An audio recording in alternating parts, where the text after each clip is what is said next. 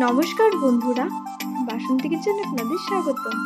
আজকে আমি নিয়ে এসেছি আপনাদের জন্য একটি নতুন রেসিপি, আলু দিয়ে চাপিলা মাছের মাখা মাখা তরকারি। চলো রেসিপিটা দেখে নিই। প্রথমে আমরা কড়াইতে তেল দিয়ে দিচ্ছি। তেলটা গরম হতে হতে ভালো করে ধুয়ে রাখা চাপিলা মাছে নুন ও হলুদ দিয়ে ভালো করে মেখে নিচ্ছি। তেলটা গরম হয়ে গেছে, এখন একে একে মাছগুলো দিয়ে দিচ্ছি। মাছগুলোকে আমরা হালকা হাতে উল্টে পাল্টে নেব, না হলে ভেঙে যাবে। মাছগুলো আমরা ভালো করে লাল লাল করে ভেজে নেব। মাছগুলো ভাজা হয়ে গেছে, এখন নামিয়ে নিচ্ছি। ওই কড়াইতে সামান্য তেল দিয়ে নুন হলুদ দিয়ে মাখা আলুগুলো দিয়ে নেড়ে চেড়ে নিচ্ছি। আলুগুলোকে আমরা ভালো করে লাল লাল করে ভেজে নেব।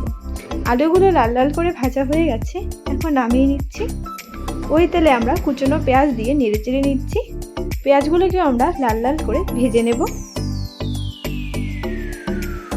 পেঁয়াজগুলো লাল লাল করে ভাজা হয়ে গেছে, এখন এর মধ্যে জিরে লঙ্কা ও পেঁয়াজ বাটা দিয়ে সামান্য জল, সামান্য হলুদ, স্বাদ মতো নুন ও কাশ্মীরি লঙ্কার গুঁড়ো দিয়ে নেড়ে চেড়ে নিচ্ছি। এটাকে আমরা ভালো করে এখন নেড়ে চেড়ে নেব। ভালো করে নাড়াচাড়া করা হয়ে গেলে ভেজে রাখা আলুগুলো দিয়ে আবার এটাকে আমরা নেড়ে চেড়ে নেব। এটাকে আমরা এখন একসাথে ভালো করে কষিয়ে নেব। এখন এটাকে 10 থেকে 15 মিনিটের জন্য ঢেকে দেব। ঢাকনাটা সরিয়ে দিয়ে আবার এটাকে আমরা নেড়ে চেড়ে নিচ্ছি।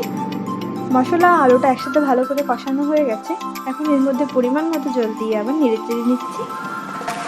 আবার এটাকে আমরা কিছুক্ষণের জন্য ঢেকে দেব। ঢাকনাটা সরিয়ে দিয়ে উত্তরণে এসে গেছে, এখন ভেজে রাখা মাছগুলো দিয়ে নেড়ে চেড়ে নিচ্ছি।